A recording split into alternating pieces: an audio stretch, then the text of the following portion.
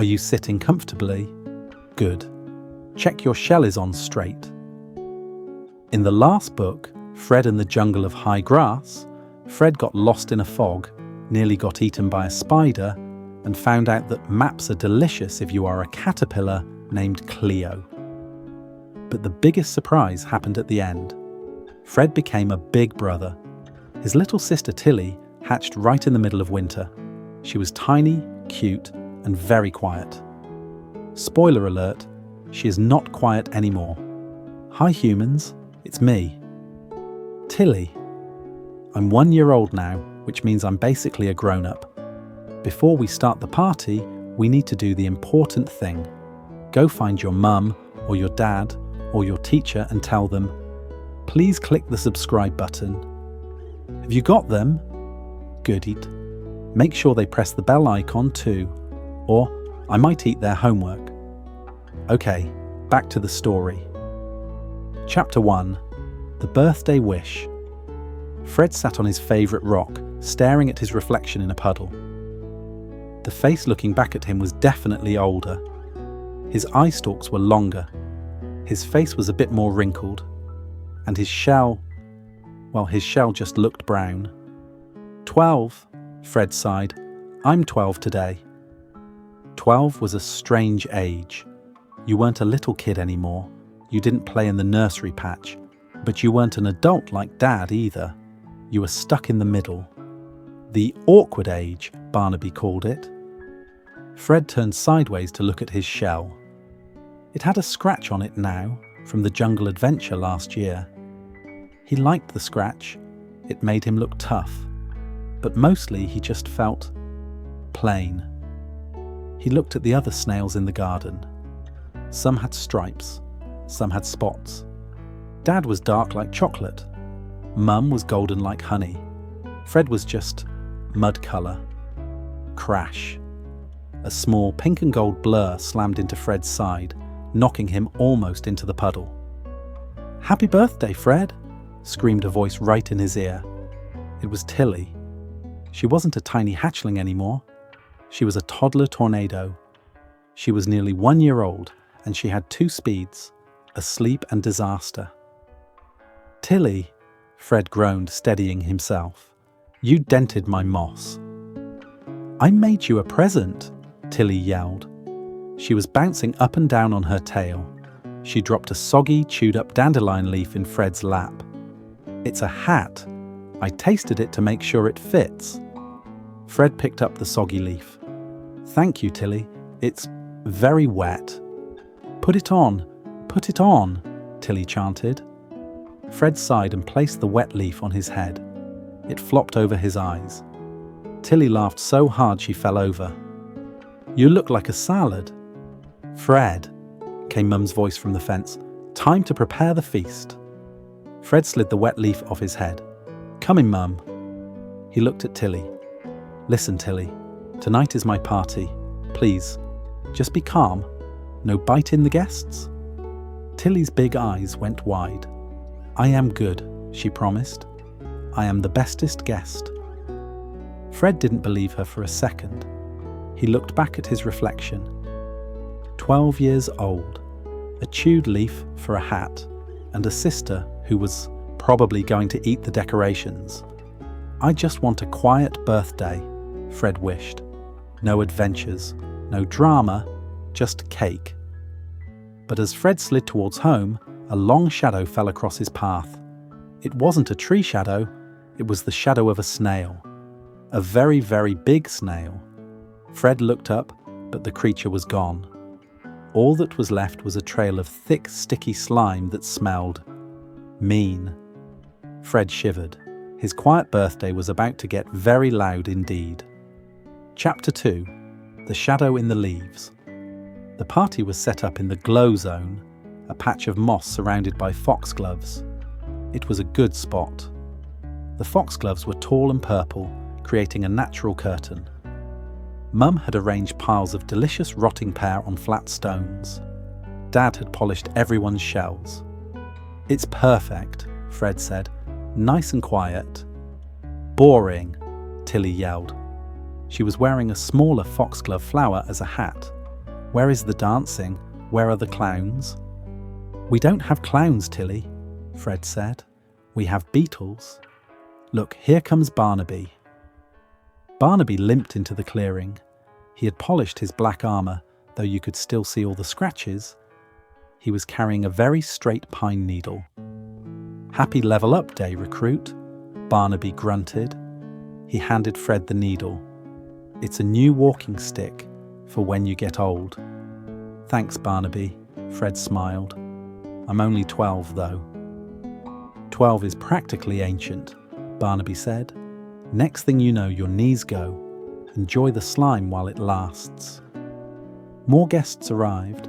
Pip fluttered in, crashing into a foxglove and shaking pollen everywhere. Happy birthday, Fred, Pip squeaked. I brought you some dust. It's from the shedding wing of a hawk moth, very rare. Thank you, Pip, Fred said, trying not to sneeze. It was a nice party, but as the sun began to set, casting long purple shadows, Fred felt a prickle on the back of his neck. He felt like he was being watched. He looked towards the dense nettles at the edge of the clearing. The shadows there were deep and dark. For a second, Fred thought he saw something. A shape, a curve of a shell. It wasn't black, it wasn't honey. It looked swirly, brown, just like his. Fred squinted. Two eyes were glowing in the darkness, staring right at him. They weren't scary eyes. They looked sad. Fred? Dad asked. What is it? Fred blinked. I thought I saw someone, he whispered. In the nettles. Dad looked. He frowned. He moved his large dark body between Fred and the shadows. Probably just a field mouse, Dad said firmly. Stay close to the light, Fred. Fred nodded. But as he turned back to his pair, he glanced one last time. The eyes were gone, but the feeling remained. Someone had been there, and they hadn't been invited. Did you see that? In the dark bit? It wasn't a mouse, it was a snail lady. I saw her. If you saw her too, tell your grown-up to type I saw the lady in the comments. She was spooky. Chapter 3. Crash the Party. The sun had fully set. The fireflies had arrived. Fred was starting to relax. Speech, yelled Tilly. Fred has to do a speech, and then I eat the strawberry. Okay. Fred smiled. He slid to the center. Thank you everyone for coming, Fred began. Being 12 feels... Crunch, snap, thud. The noise didn't come from the party. It came from the bushes. It sounded like a tank driving through a greenhouse. Out of the bushes emerged a snail, but he wasn't like the garden snails Fred knew. He was enormous. His shell was the size of a golf ball, dark grey and covered in jagged patterns. His body was thick and muscular. He slithered into the light, knocking over a pile of pear slices. He looked around with a sneer. Cute, the giant snail rumbled. His voice was deep and oily. Very cute. Is this a nursery play date? Dad slid forward, chest puffed out. This is a private birthday party. Who are you? The giant snail laughed. I'm Magnus. I just moved into the allotment next door. I heard there was food. Magnus looked at the strawberry, the birthday cake. Ooh, red fruit, my favourite.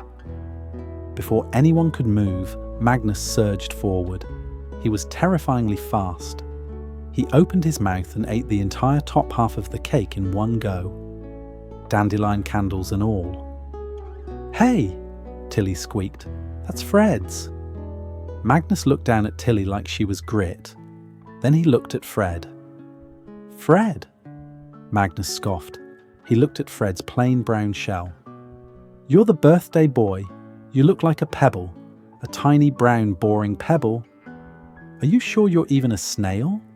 You look more like a slug with a backpack. The other guests gasped. I am a snail, Fred said, though his voice shook. Prove it, Magnus challenged. He leaned in close.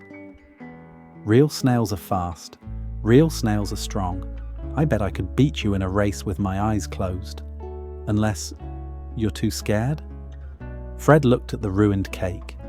He looked at his dad, who looked smaller than Magnus. I'm not scared, Fred lied. Good, Magnus smirked. Tomorrow, high noon, the stone path. If I win, I eat the rest of your pears. If you win, well, you won't win. Magnus slithered away, crushing flowers as he went. The party was silent. Fred looked at his brown shell. For the first time, he felt ashamed.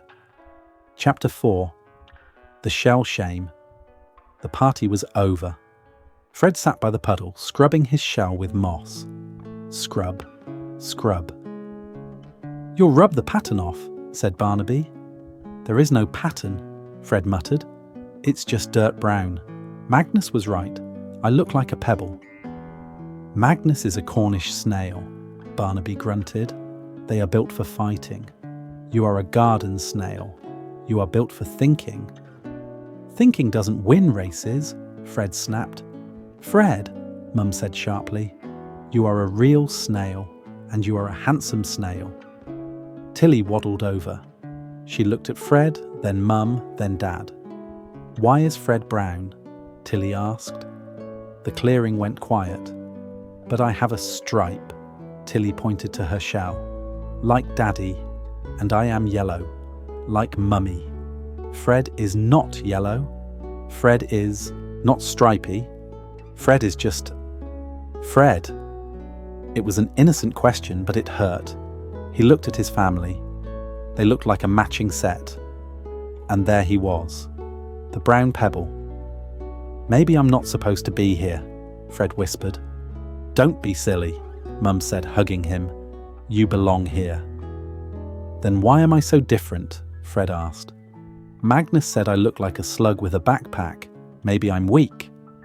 Strength isn't about size, lad, Barnaby said. I have to race him, Fred said, his voice hardening. I have to race him. If I win, nobody can call me a pebble again. He turned and slid away into the darkness to train. Chapter 5. The Slow Race. The stone path was hot. A crowd had gathered.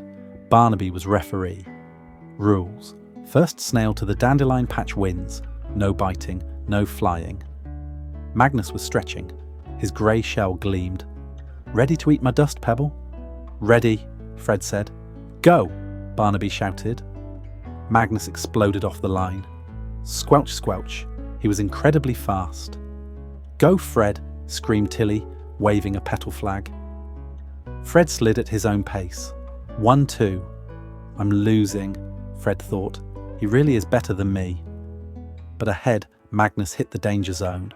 A massive, deep footprint filled with sticky mud. Out of my way, mud, Magnus roared, and he ploughed straight in. Schloop. Magnus stopped. His heavy shell pushed him down. The more he struggled, the deeper he sank. Fred arrived at the edge. The mud was too wide to jump. Think, Fred told himself. He saw a discarded lolly stick. He wedged his shell under one end and pushed. Clunk. The stick fell across the footprint, creating a bridge. Fred slid onto the stick. Because he was light, the stick held him. He glided right over the sinking Magnus. See you at the finish line, Fred whispered. Come back, Magnus roared. Stop using furniture. Fred didn't stop. He slid onto the smooth stone. He wasn't fast, he wasn't strong, but he was winning. Chapter 6. The Year of the Scar. Fred crossed the finish line. He scraped his shell against the marker stone with a loud crack. Winner! Yelled Barnaby. The crowd cheered. Behind him, Magnus pulled himself out of the mud, looking like a melted chocolate drop. You cheated, Magnus spat. You used a stick. I used my brain, Fred gasped. Magnus glared. You got lucky, Pebble, but this isn't over. Next year we go to the high grass school. Watch your back. Magnus slithered away, leaving a trail of angry mud. Are you okay? Asked Dad. I'm okay, Fred said. He looked at his shell. There was a long, deep white scratch where he had hit the stone. Oh no, Mum gasped. "We can polish that out." "No," Fred said. "Leave it. It's a souvenir." Mum smiled. "You really are growing up, Fred." Fred looked at his family.